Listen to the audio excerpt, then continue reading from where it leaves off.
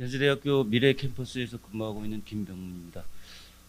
오늘 제가 말씀드릴 부분은 일제 강점기 때의 조선어 및 한글 연구에 관해서 말씀을 드리겠습니다.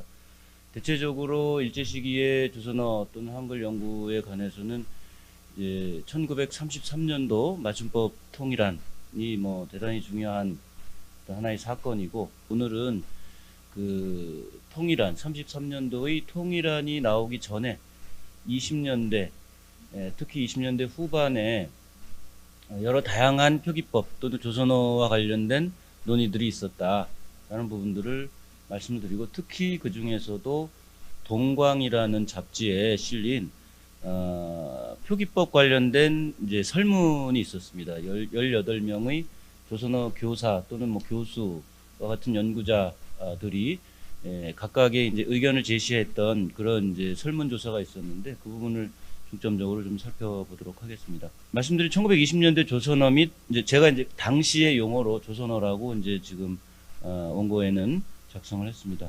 그래서 우리말과 한글에 대한 연구의 배경은 아시다시피 조선총독부의 언문철자법이 1912년과 21년에 만들어졌는데, 여기에 대한 이제 상당한 문제의식이 있었던 상황입니다.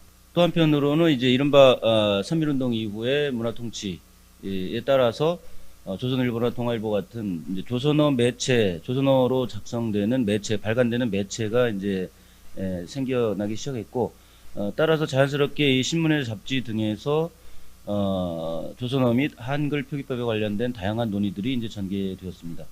그런 과정 속에서 한글학회, 조선어학회의 전신이라고 할 수 있는 명칭을 이제 30년에 조선어학회로 바꾸게 되는데요. 어쨌든 1921년에 조선어 연구회가 결성이 되고, 또 27년에는 독인지 한글이 발간되기 시작을 합니다. 이러한 여러 가지 배경들 속에서 1933년 조선어학회의 한글 맞춤법 통일안이 탄생할 수 있었다. 그래서 20년대 후반의 상황을 단적으로 보여주는 것이 이제 며칠 후면은 한글날이 되겠습니다만은, 조선어 연구회에서 그 당시에는 이제 각야날 이렇게 표현을 했는데요. 23년 2월에도 훈민정음 창제 480주년 행사를 합니다.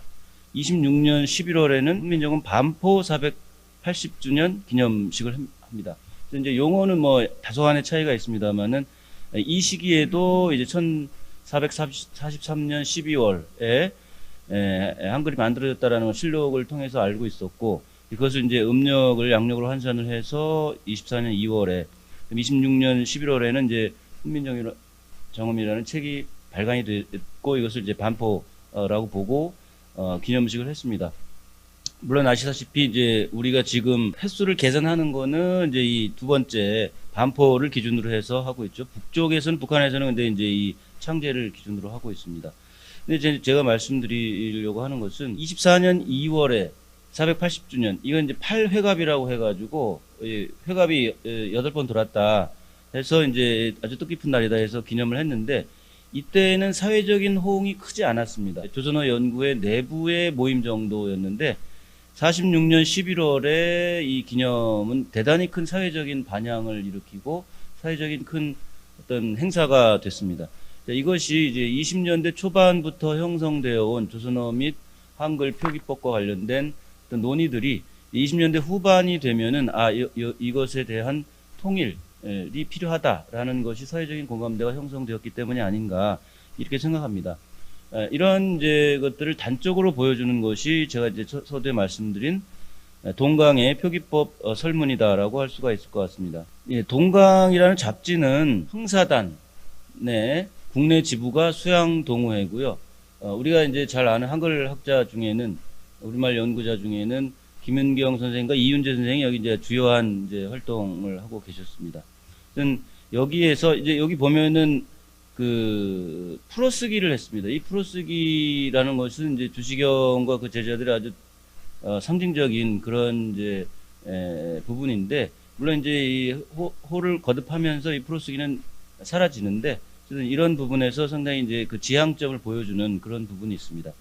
말씀드린 대로 본격적으로 그 우리 글 표기례의 몇몇이라는 제목으로 표기법 설문조사가 있었고, 여기에 18명의 조선어 교사 또는 뭐 최현배 선생 같은 경우에는 당시 이제 이 연희전문회에 계셨기 때문에 교수 또는 이제 그 밖에 이제 한글과 관련돼서 권위를 인정받던 18명의 전문가들에게 표기법과 관련된 질문을 했고, 그것에 대해서 각자 이제 대답을 하는, 그리고 왜 그런 이제 자기 주장을 했는지 그 근거를 제시하는 그런 이제 설문이 있었습니다. 설문의 내용은 뭐 자세하게 오늘 뭐 여러 시간 관계상 말씀드리지 않겠고요.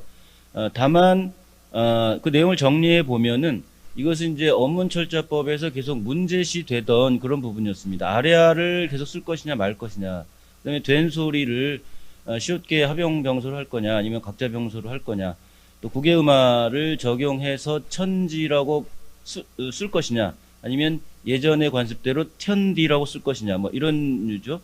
그다음에 특히 이제 받침을 이제 확대할 것이냐, 7개 당시에 쓰던 7개에서 다른 모든 자음으로 확대할 것이냐. 그다음에 이제 이 두음법칙과 관련된 부분이 있었고요. 그다음에 용언의 활용 표기, 이 부분이 있었습니다. 이렇게 보면은 여기서 대체적으로는 6번에서 8번 용언의 활용 표기를 제외하면은 사실은 언문철자법에서 문제시 되던 내용들이었습니다. 기본적으로 언문철자법에서는 당시는 이제 2차 언문철자법까지 나온 상황인데요. 1921년 정식 명칭은 보통학교형 언문철자법 대요인데요. 이제 편의상 2차 언문철자법으로 칭했습니다. 아래아, 국외음화 같은 경우에 있어서는 한자는 역사적 표기, 그러니까 아래아를 살려 쓰고 한자음의 경우에 있어서는, 그 다음에 국외음화 같은 경우에 한자음에 있어서는 텐디, 이렇게 이제 발음을 했다라, 표기하게 했고, 그 다음에 고유어는 이에 비해서 그냥 표음적 표기를 하도록 했었습니다. 이런 것들이 이제 문제시 됐던 것이고, 그 다음에 된 소리 역시 시옷계 합용병서를 쓰도록 했습니다. 받침 역시 종래 7개로 규정을 했습니다. 자, 그런데 30년에 이제 넘어가게 되면은 3차 언문철자법, 30년의 언문철자법으로 넘어가게 되면은 이러한 것들이 대부분 현재 우리의 표기법과 같은 상태로 이제 변화되게 됩니다. 물론 이제 받침은 히읗을 이제 제외한 다른 이제 모든 받침으로 확대가 됩니다.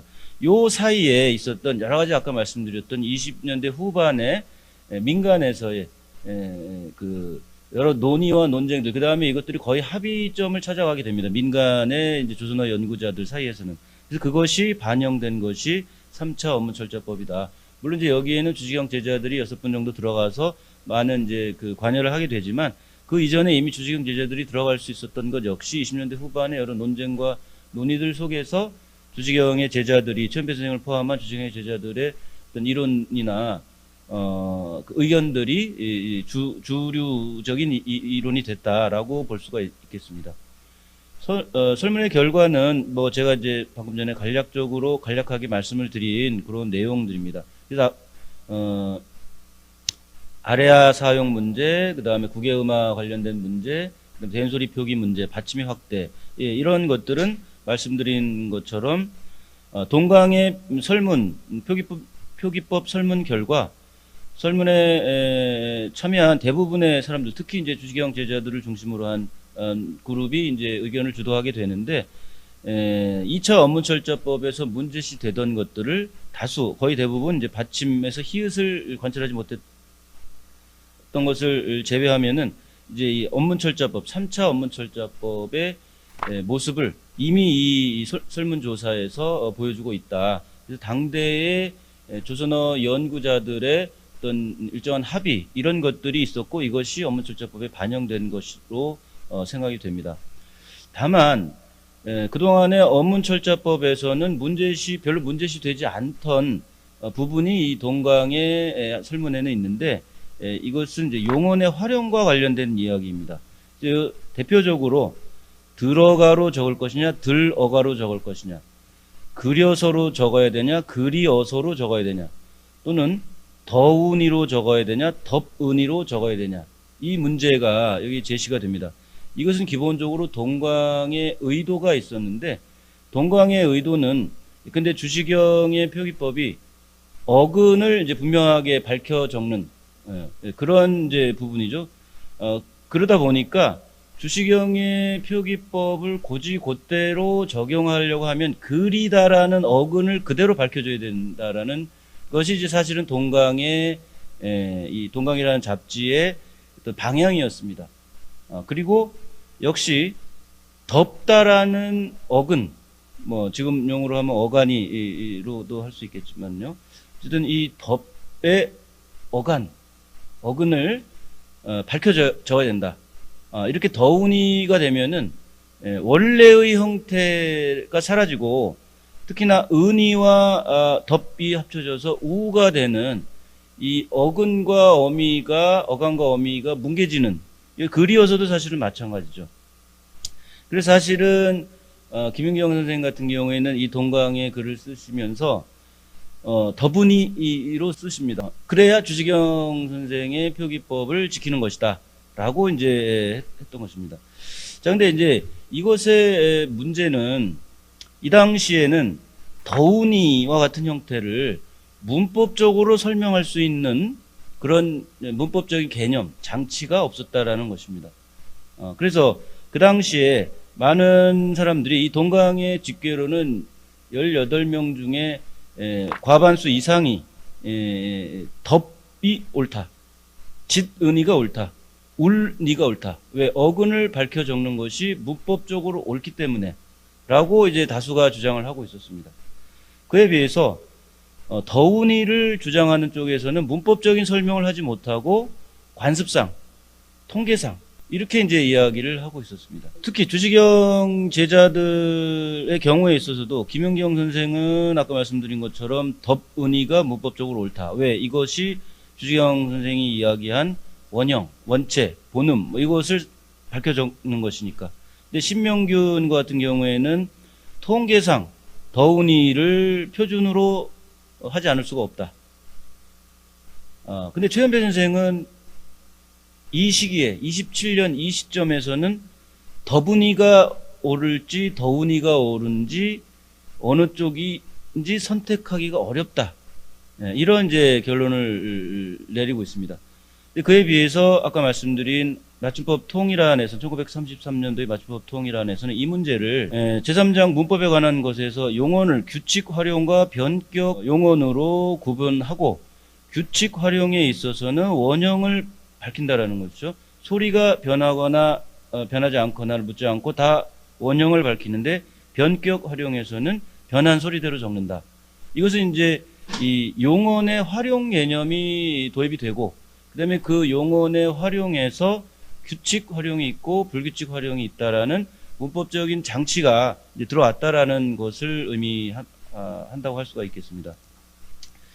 근데 이제 당시로서는 문제가 되던 것이 박승빈이나 안학 같은 사람들은 이제 지금의 활용 개념과는 다르지만 자체적인 자기들의 활용 개념을 통해서 더운이, 지은이 이런 것을 문법적으로 설명을 하고 있었습니다. 이 더운이, 지은이, 짓은이가 아니라 지은이, 덥은이가 아니라 더운이를 써야 된다라고 주시경 제자들도 사실은 다수는 더운이, 지은이 쪽이었습니다. 그러나 이것을 문법적으로 왜 더운이가 옳은지를 설명하지 못하고 있었습니다. 그에 비해서 이제 박승빈이나 안학은 더운이를 문법적으로 자기들의 이제 활용 개념을 통해서 설명을 하고 있었습니다. 따라서 사실 그 최현배 선생의 활용 개념은 조선어 품사분류론이라는 논문에서 이제 공식적으로 처음 이제 활용 개념을 제시를 합니다. 그리고 이제 그 논문에서 심지어 주시경 선생의 가르침을 받은 사람들 사이에서는 이 활용을 이단시하지만 나는 이 활용을 도입하지 않을 수가 없다. 라면서 이제 종합적인 관점에서 용언을 설명해야 된다라고 이제 하셨는데 이 표기법 논쟁 과정에서의 맥락을 살펴보면은 이 활용의 도입을 통해서 사실 아까 발생했던 그런 문제들을 해결할 수가 있었다. 특히 한글 맞춤법 통일안은 주시경 제자들이 중심을 이룬 것이지만 한글 맞춤법 통일안 자체가 이 한글 맞춤법 통일안이 따르고 있는 문법은 주시경의 문법이 아니라 외설 선생의 문법을 기반으로 하고 있다라고 이제 이야기할 수가 있는데 예컨대 체언과 토는 분리해서 기술을 하고 있습니다. 체언과 토가 오를 적에는 뭐 이제 그 소리가 바뀌어도 원형을 바뀌어 적는다. 그런데 이제 파랑에 가면은 용언의 어간과 어미라는 그 용어를 쓰고 있습니다. 당시로는 사실은 어미도 다 토로 부르고 있었고, 주시경 선생의 문법에서도 어미와 조사는 문법적인 지위가 사실 토로 동일합니다. 그런데 여기에서 용언의 어간과 어미를 구별하여 적는다. 그 다음에 이제 그 바로 아래 항목에서 규칙 용언과 변곡 용언을 나누어서 이제 기술을 하고 있습니다. 이런 것들을 봤을 때 기본적으로 이 한글 맞춤법 통일안의 문법은 주시경의 문법이 아니라 이미 최은배 선생의 문법을 기반으로 하고 있다라고 이야기할 수가 있습니다. 그리고 아까 말씀드린 것처럼 활용이라는 개념을 통해서 그 당시에 사실은 이제 박승빈과 또는 안학과 같은 사람들이 주시경의 표기법과 문법을 대단히 이제 공격을 하고 있었는데, 이런 활용 개념을 통해서 그런 부분들을 문법적으로 깔끔하게 해결할 수 있는 그런 과정이었다라고 말씀을 드릴 수가 있을 것 같습니다. 다만 이제 북한에서는 이 용언의 활용 개념을 인정하지 않습니다.